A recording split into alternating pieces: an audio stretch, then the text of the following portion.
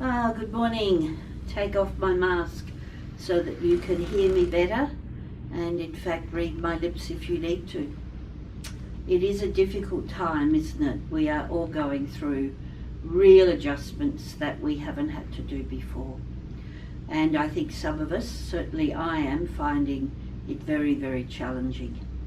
But I do have some great news, and that is that Maggie Toko is coming back to Vimiac a little earlier than we had expected, and she will be actually back at the beginning of October. I'm looking forward to that. I'll be staying on for a couple of specific projects, working with her on those, which is, I think is going to be very exciting. So we'll keep you in touch, but Maggie will be back early October. The other thing I wanted to talk to you about today is that we received funding from the Minister for Mental Health, Martin Foley, to support people who are having it tough during COVID-19, and we've been able to set up a special telephone service which we're calling Check-In, and we have appointed some peer workers who will be available to chat with you about what's going on for you and helping you find the strength to deal with whatever's going on. It is a solutions-focused approach that recognises that we all have inner strengths and we can build on those, as well as the conversations that you can have with the peer workers. There will also be some groups so that you can connect into a range of group activities.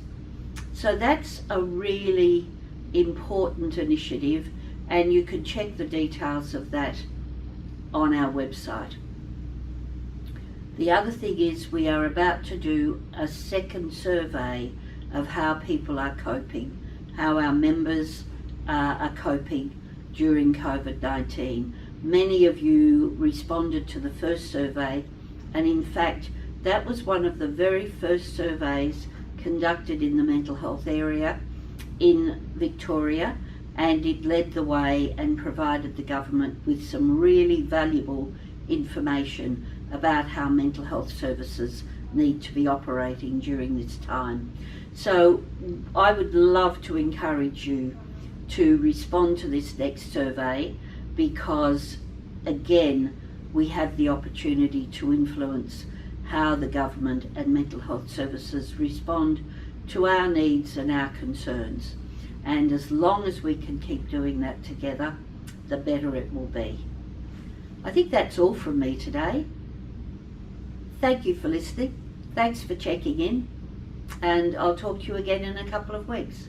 Bye.